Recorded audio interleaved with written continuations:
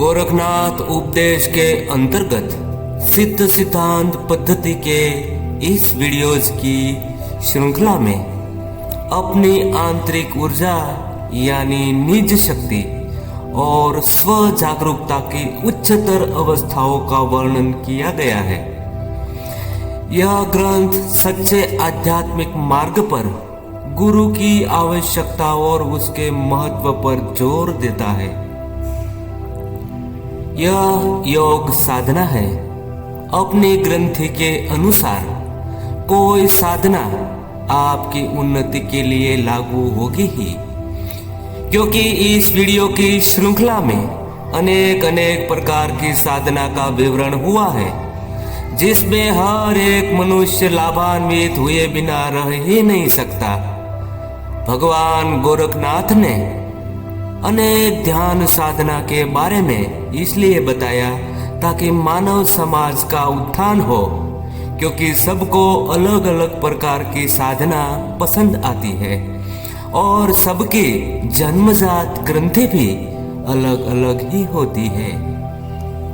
हमारे वीडियोज में चक्रों की साधना, आधारों की साधना, कुंडलिनी शक्ति को अलग अलग और विविध क्रिया द्वारा कैसे ऊपर उठाया जाता है उनका भी विवरण कहा गया है। ध्यान अनेक प्रकार के होते हैं, लेकिन ध्यान का 3 लक्ष्य होता है। उसमें पहला अंतर लक्ष्य और दूसरा बहिर्लक्ष्य के बारे में विवरण हो चुका है। अब इस वीडियो में ध्यान का तीसरा लक्ष्य मध्यम लक्ष्य को सुनने के लिए ध्यान को एकाग्र कीजिए।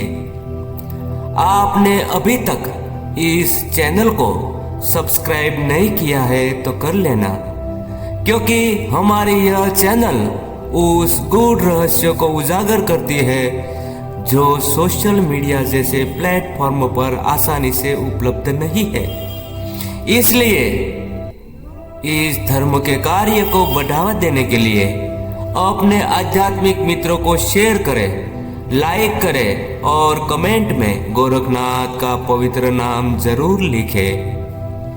अथ मध्यमम लक्ष्यम कथ्यते श्वेतवर्ण वा रक्तवर्ण वा कृष्णवर्ण वाग्निशिखाकारं वा ज्योतिरूपं वा विद्युकारं वा सूर्यमंडलाकारं वा अर्धचंद्राकारं वा यथेष्टं स्वपिंडमात्रं स्थानजितं मनसा लक्ष्य यदित्यनेक विधम मध्यमम लक्ष्यम।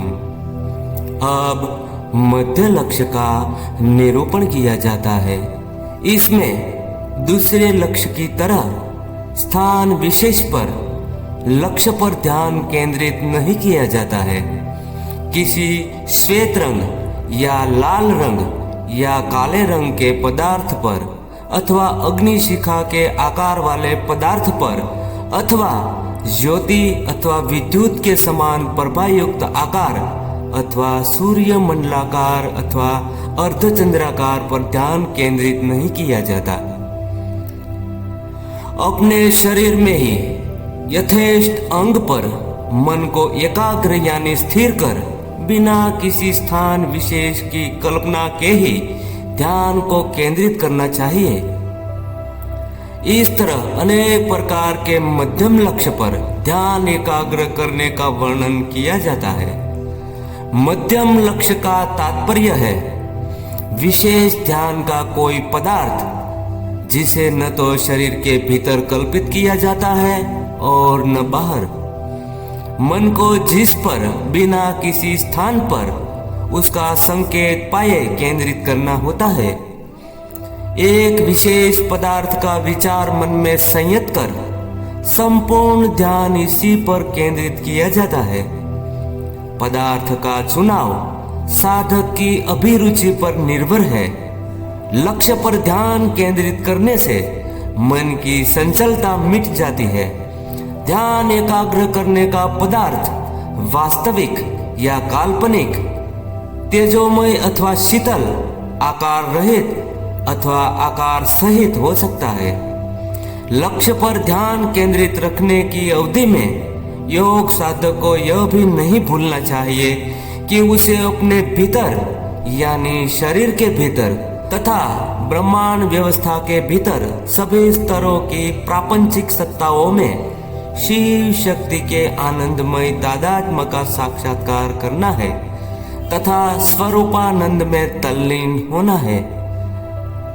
मध्य लक्ष्य के विवरण में एक सच्चे साधक के लिए यह बहुत कुछ है। अब अगले वीडियो का विवरण सुन ले, जो व्योम पंचक यानी 5 प्रकार के आकाश का मार्गदर्शन और उनका ध्यान कैसे किया जाता है उनका पूरा विवरण मिलेगा। उस वीडियो में योगी किसको कहा जाता है उनका पूरा विवरण कहा जाएगा। साथ ही शून्य पर ध्यान करना और उनके लाभ के बारे में पूरा विवरण मिलेगा। तो उस अगला वीडियो बहुत रसप्रद और खास है।